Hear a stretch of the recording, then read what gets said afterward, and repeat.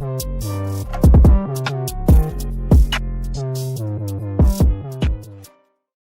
now, I'm reading a lot of stuff that's pretty damn scary. And I'm going to share some stuff that I'm learning about that nobody is talking about. No one on the mainstream media. And this is why, I'm kind of like living under the radar right now. I'm planning a lot of different things, got a lot going on, because I see what's happening overseas and I know it's coming to America. It's going to come here in a huge way. It's going to hit us over the head. And we're going to have division in this country that we've never, ever seen before. Right now, left and the right, of the people that roll up their sleeve and the people that don't, they can still kind of communicate in a certain degree. But where this is going to go is that people aren't going to be able to travel. They're not going to be able to go international. Their SIM cards might get shut off if they don't do the what. Yeah, that's what's happening in Pakistan. It's happening there now. So what they're doing in Pakistan is that if you don't get it, then they're going to shut off your SIM card and you won't be able to communicate with other people. It sounds nuts, right? But look at this article here from RT. RT, you can look at a number of different articles. I'll show you how to find it. You can verify it all yourself. You can just use this right here, then type in what I typed in, and feel free to choose any article you want. But this is absolutely insanity. Imagine that. Imagine you have an online business. Imagine you need to get a hold of somebody. Imagine an emergency happens. You break your leg. You can't contact somebody because you don't have a cell phone if you don't get it. So they're going to slowly start cramping down. They're doing it in Pakistan. I saw a video in South Africa at a young school. Kids look like they were maybe 12, 13, 14. They were jumping out of the second and third story windows to get away from people trying to give it to them.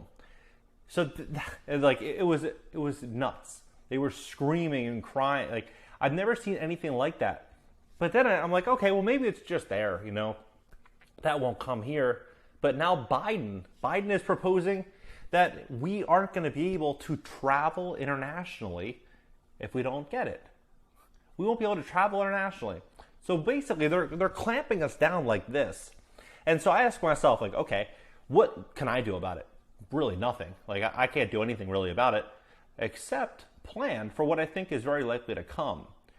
I think that if you're smart now, you might be able to kind of build out some type of like moat and safety for yourself and your family to protect and provide for you guys. But if you don't, and a lot of people right now are kind of just like denying everything that's happening in the world, if you're one of those people denying the obvious, then when it happens and you're not prepared, then what, right? And I've always kind of lived like that. When I was young, a quick story, because this is why I'm like who I am. When I was very young, my parents got divorced, and I went from a really, really nice house in the suburbs, a little 3-bedroom, 2-bathroom house in a great neighborhood, and I moved in with my dad with no heat, no electricity, no running water. We lived on an air mattress together in the hood, and I saw how fast things can change if you're not prepared, and that's why I'm getting prepared now. I'm really getting prepared. But look at this article here. I'm going to read you this article. I'm going to blank out certain words for obvious reasons. But you guys can look up the article yourself and read it yourself. But please do me one favor and smash that like button so this video will get shared and educate more people that are asleep as to what's really going on. So please smash that like button. Let's begin. No jab, no phone. Without it, you don't have a way to communicate. It's done. Now, so I asked myself, like, okay, right now, most of my money that I make is online.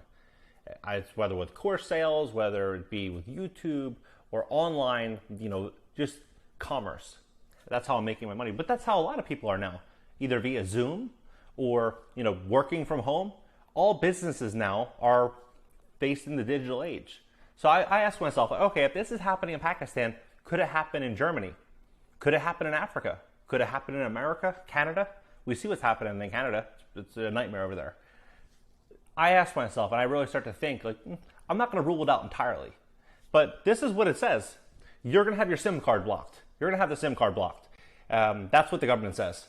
Punjab's provincial government is turning to coercive measures to increase the participation in the program. After unveiling plans to disable the... I'm up at our ranch, which is high up in the mountains in a town of about 500 people on one side and I don't know, maybe 1,000 people on the other side. And we pick this for a reason. People are looking for, where can I live? Where can I live? We pick this area for a reason because they're farmers. They're people that still work with the soil. They still rely on God. Farmers rely on one another, and they take care of their own. And this town is wide awake. I mean, they're talking about making a smoker to be able to smoke meat, just to be able to have it and use it now. But if things go bad, you'd be able to preserve meat. They just started in Malad. They just started this last weekend a farmer's market, which, they were like, I don't know how many people are going to come this weekend. I don't know, how this is going to go over. It went well this weekend. But the reason why they're doing it is because they know that we need to start growing and thinking locally. They know that, the trucks could stop coming, or the trains could stop coming from the cities, and we all need to eat. I would urge you, if you are in a town, to do what they have done. Start a farmer's market if you don't have one. Start attending a farmer's market. Start growing your own food. If you're looking to move, find a very small town, particularly of farmers. And if you can find farmers who are also religious, the Amish would be a great place to live if it wasn't so close to the East Coast. Finding people who have values that are entrenched, generationally entrenched, and that they're not worried about their stuff. They're not worried about anything. You can find these communities. They are there. And it is important that we are living around like-minded people, because it's going to get harder and harder